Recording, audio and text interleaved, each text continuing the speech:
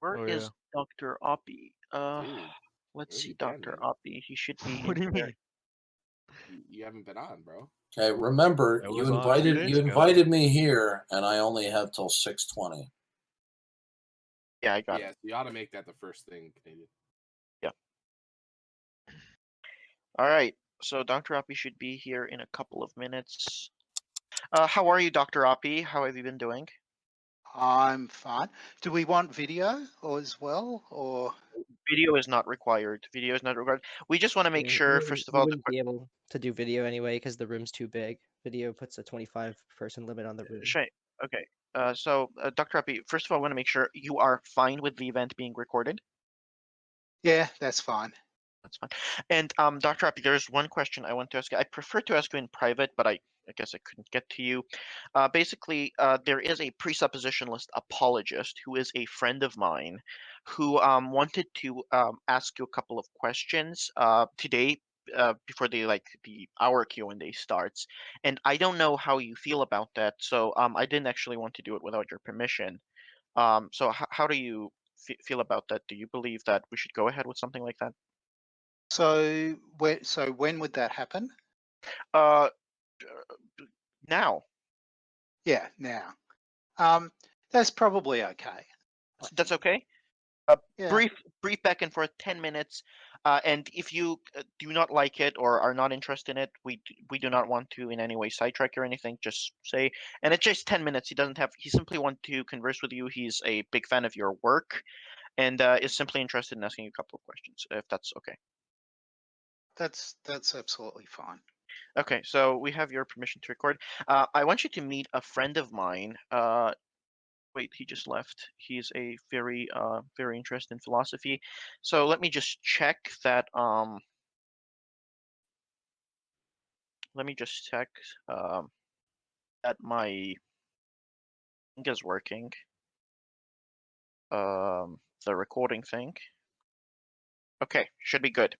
All right, so we are ready to begin. Dr. Oppy, we will open with the presuppositionalist apologist who will ask you a couple of questions about God, and then we will move on to a couple of questions related to the philosophy of religion, philosophy of time, and whenever you feel like it, we're more than happy to, if there's any questions you personally do not want to answer or for any reason do not feel comfortable even accepting, that is totally fine with us. So without any further ado, can we begin? Well, let's go. So Darth, you're up. Let me unmute you.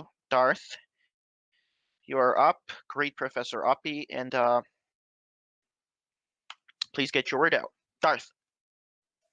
Hi, Dr. Arpy. Are you the kind of atheist that denies the existence of God as ultimate creator? I don't think there's any other kind of atheist. I think that atheists deny the existence of all gods. Okay. How would you ground or establish that an ultimate creator God does not exist? So I'm not sure whether the words ground and establish are the right ones here. What I think you do is if you're interested in determining what view to accept, you think about the various competing views, and then you try to assess which of the views that's on the table is the best one, and that's the one that you opt for. Whether that counts as grounding or establishing is a whole different question that I'm not particularly interested in. Okay, so if somebody stopped you on the street and said, God does not, in fact, exist because, how would you answer that? So it's not like there's there's a reason that there's something that prevents God from existing. So what I'm going to say about what I believe is this: the causal order is entirely natural. So and you can think of the kind of the causal order, the the the kind of network that constitutes reality. it's entirely natural. Because it's entirely natural, there's no place for God in it. Is that I a can claim? I can You fill know, this in with kind of more details. I mean, roughly, if you imagine that natural reality is just our universe, then as far as causal stuff goes, our universe is all that there is. Were there a God, God would be the creator of that natural reality, but there's no such thing. And there's no reason to believe, at least I find no reason to believe that there is such a being. I think are there you might be better asserting? without it. Are you asserting that the material world, matter and energy, is all there is? And how would you justify that? I didn't say that it was all there is. What I said was that that's causal reality. There are various disputes in philosophy about whether, for example, there are abstract objects, and if they're abstract objects, they're not part of, they don't enter into causal relations. If you want to say that there are values, presumably values don't enter into causal relations and so on. But as far as the causal stuff goes, that's all there is. In fact, So, I kind of prefer the view. I think that I'm attracted most to the view that says that actually the natural stuff is all that there is, but there's quite a lot of work that you have to do to explain lots of other stuff. is your case that there is no God? Is it inductive, deductive, or abductive? I'm not sure how we're going to go about putting the case into any of those categories, because those are really categories for well, one way of thinking about them is that they're categories for describing arguments. Certainly for a deductive case, you would think of that as, okay, so you've got a proof, there's some premises, and you derive a conclusion. If it's inductive, maybe you're thinking that we're not talking about an argument so much as a kind of step of reasoning. But so maybe I should ask you back whether what you've got in mind is, are we thinking that there's a certain kind of argument here whose conclusion is that God exists, and you want to know what sort of argument it is? Or are you thinking you've done some reasoning, and the reasoning involves steps that you want to call deductive or inductive or abductive or whatever? What have you got in mind? I'm still unclear how you have established the universal negative of atheism, that God does not exist. I haven't heard a clear answer. So, okay, so what are you asking for when you're asking for me to establish it? You mean I haven't convinced you that it's so? Is that what you're looking for? Because I'm kind of not into that project. I'm not interested in that. Right? When I compare the best version of naturalism, the view that I like, and the best version of theism, the view that I like, I think that the best version of naturalism is a simpler theory, it's got fewer commitments, and it explains everything that the theistic theory explains. So it's a better theory, and on those grounds, I accept it. Right? That's now. I also allow that people might judge the case differently. Reasonable people might judge the case differently. That's the way I judge it, and I'm quite happy to fill in lots of details, as I have in some of my books, like The Best Argument Against God, to make the case, just to fill in the details. But that's the basic idea. Well, so far, all I've heard is you are just simply putting forth God does not exist because positing a not God world is an explanation that you like. Have you established it to yourself that a not God world is true and veridical? So that wasn't what I said. What I said was, if you elaborate theistic theory of the world, elaborate a naturalistic theory of the world, reckon up their commitments, their ontological commitments, their ideological commitments, their theoretical commitments, The naturalist view is simpler. So that's one half. Yeah. The other half, when you think about all the things that require explanation, there's nothing that's explained better by the theistic view than the naturalistic view. Put those two things together, what that means is that the naturalistic view is better than the theistic view. Now, you can believe the worse if you want, but my inclination is to believe the better view, and the better view is naturalism. That would be how I see it. So it would be abductive. So that's, I don't know whether you want to call that Well, you said it's better. abduction or induction or whatever. It's based on consideration of theoretical Okay. virtue of worldviews. Well, okay, so since you believe that God does not exist, and you've already agreed that God would be defined as what is ultimate and fundamental to all possibility and impossibility, what in your naturalistic frame of reference would be ultimate and the source of all possibility that is not God that you deem as vertical? So I'm not sure that we had any prior discussion about what God would be. There's a lot of disagreement amongst theists about how to think about God. If you think about the difference between, say, Ed Faze's conception of God and Richard Swinburne's conception of God, there's daylight between them. On the naturalistic view, on the version that I prefer, I think of all possible worlds as sharing some history with the actual world. So if we go back to our pretense that our universe is all there is to causal reality, then every possible world, sorry, my monitor's gone. There we go. I just want to know every what's possible ultimate. world. No, well, ultimate in what sense? So I'm about to explain. What is the source of all the initial- possibility and impossibility? Yeah. Well, and again, the initial part of the universe exists of necessity. I mean, that's one way of, given the simplifications that I've introduced. Being more careful, if there's an initial part of natural reality, then it exists of necessity. If not, all possible worlds actually share some infinite initial part, though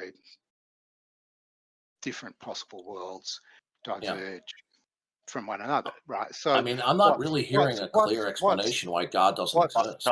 What's ultimate is going to turn out to be, if there's an initial part of the universe, that's what will turn out to be ultimate. It exists in every possible world, so it exists of necessity. It couldn't have failed to exist. Right. So that would But be you the don't. ultimate. But Right. you don't believe that God is being ultimate and the source of all possibility. So in order to negate that as a better explanation, you'd have to posit what is ultimate that is not God, thereby vitiating God. What is ultimate, therefore negating God? What would that be, Dr. Oppy? So I'm not sure what, I mean, the way that you're using the terms here, the negating God, on the view that I've got, every possible world starts with the initial state of natural reality, and then you get subsequent states of natural What's reality. natural reality? What is that? And that's the universe. Near enough. I mean, that's what. How would you know? How would you know that, Doc? Why couldn't we have a world where we have God as ultimate in eternity, and then followed by a creation? So we'll go back. Have you excluded that? We'll go back to where this started from. You start by writing down in detail the two theories. So we've got one theory that says there's natural reality. Begins, let's call it the initial singularity. It begins from there. Every possible world begins from the initial singularity, evolves under causal, think of it in accordance with causal. Do you mean what's ultimate when you say singularity? Hang on. You're going too fast. It's the first bit, right? So let's start again and don't interrupt so I can get enough of this out. I'm just not hearing a clear answer. Just let me start again. Okay. The first thing that you do is you elaborate the competing theories. So we're going to have one theory on which what you've got is natural reality. On the other theory, you're going to have God causing natural reality. Okay, so we're going to think of those as the competing theories. I'm going to think of the initial thing in each theory as necessary. So on the naturalist view, every possible world contains, as far as causal reality is concerned, just the universe, or if it's a more complicated story with a multiverse or whatever, what's that? On the other side, every possible world starts from God, and God makes universes in some possible worlds and not in others. If we compare the two worlds and we ask, for example, why is there anything at all? On the naturalist view, it's going to be, it had to be that the initial singularity, the initial part existed. On the other side, it's going to be, it had to be that God existed. As far as the explanation of why there's something rather than nothing goes, they're on a par. Thinking about the two views, they're both committed to natural reality. One's got this extra thing in it, namely God. But there's nothing that's explained on the theistic view, given the considerations that we're taking into account so far. Of course there that is. isn't It's called the explained on the creator-creature naturalistic view. distinction. And so because the naturalistic view is simpler and it explains everything, you should prefer it. How does it explain everything if you don't have an ultimacy that is identifiable and attestable, that is the source of all? So I'm not sure what you mean about identifiable and attestable. According to the theory, the initial singularity exists of necessity, and the initial singularity is identifiable. It's identified in the theory, and it's attestable. According to the theory, there's an initial state of natural reality. So I don't see any problem. Oppy, about- Dr. Oppy, are you able to hear me? Okay, so maybe I'll come in and mediate a little bit because this is getting. Darth means something like the PSR when he says. No, I don't. That's not what I'm talking about. What I want to know from Dr. Oppy, since you don't believe in God, you don't. What is your ultimate reference point to connect any dots of any particulars? Do you have anything that unifies all of the particulars? Do you have anything that is a concrete universal? What I'm not sure that I understand the question that you're asking me. So I want to know if you have what I an array of particulars, if you have an array of particulars that you hold to in your natural world, what is it of anything at all that's going to unify in a concrete way any of the particulars? Are the particulars unified in any concrete way, or is the unifying only take place as an abstract concept? So how does that world make sense? So I'm actually kind of mystified by the question. So let me put it this way. According to the picture that I've got, the world is roughly described by the natural and human sciences. And so it's full of things like mobile phones and rulers. I'm just naming things on my desktop, the keys, pencils, human beings, and so on. And they're all complicated particulars. What imposes any actual unity at all that makes it real as opposed to illusory? Imposes? Yeah, is the unity among the diversity of particulars So- real? So where did I'm not sure where this question about illusion came in, right? No, is unity among diversity real in your world? If you're asking, if this is a question about universals, right, and whether in your ontology you should have both particulars and universals, my preference is for a kind of nominalism. And so I would prefer not to suppose that there are universals as well. I don't think that the right view about individuals is to suppose that they're somehow aggregates of universals. I think that particulars we're definitely all going to be committed to, and there's a real question about whether you also want to believe in the kind of one over many universals, whatever you want to call So it. the unity among diversity is not real?